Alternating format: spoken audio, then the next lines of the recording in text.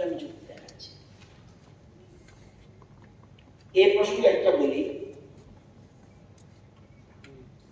মনিমেন্ট বাবুকে বলবো serial number দেখবেন না, সব ডিপার্টমেন্টের জন্য টাকা চাইনি। আপনি বলছেন 21-এর পরে 22 নাই কেন? 22 ডিপার্টমেন্টের টাকা নেই। ইয়েস, শুধু 22 থাকবে না। হ্যাঁ, ডান দিকটা ঠিক আছে। এবার মানুষ এখানে জিতেন বাবু শুধুমাত্র অ্যাসেম্বলি না, পার্লামেন্টে থেকে তো জিতেন বাবু আমার থেকে বেশি জানবেন।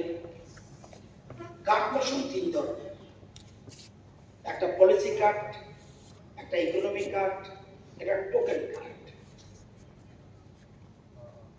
আমার দপ্তরে যেটা এনেছে, আপনি এনেছেন ইকোনমি কার্ড, নয়ন বাবু এনেছেন টোকেন কার্ড।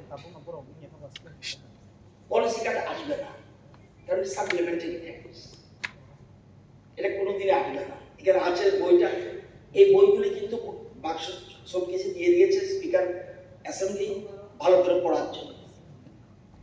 এখন টোকেন কার্ডটা কি? Ventilate a specific grievance which is within the next. This is our again the proposal. আমি হচ্ছে আনতে চাই যদি আপনি পারমিশন বলুন। স্যার, আমার একটা প্রপোজাল আছে, সেটা হচ্ছে আমরা আমরা 3 দিন ধরে বিধানসভা আজকে লাস্ট দিন, আমরা প্রথম দিন থেকে আমাদের নতুন বিধায়করা ককবরকে ভাষণ রাখছেন, আমি নিজেও রেখেছি। এখানে যারা ককবরক ভালো করে বুঝেন না, ওরা যদি রেজ করে যে ককবরকটা শেখার জন্য যদি ক্লাসের ব্যবস্থা করে, আমাদের এখানে প্রাইভেট ওয়েলফেয়ার ডিপার্টমেন্ট আছে, উনি মন্ত্রী আছেন, উনি এটা উদ্যোগ গ্রহণ করে নেক্সট সেশন থেকে আমরা ককবরক বললেও আমরা সহজেই বুঝে যেতে পারবো। ঠিক আছে, মাননীয় স্পিকার স্যার, ককবরকে যখন কেউ বলবে এটা বাংলা দিয়ে বলতে থাকবে, যখন বাংলা দিয়ে কেউ বলবে ককবরকে বলতে থাকবে। আই থিংক উই ক্যান মাননীয় অধ্যক্ষ মহোদয়, আমি আমাদের যে যার যার ভাষায় কথা বলবো এটা সাংঘাতিক জিনিস। তো এটা যদি ট্রান্সলেট হয়ে আসে, যেটা পার্লামেন্ট সেটা আমরা কানে শুনবো, অসুবিধা নেই।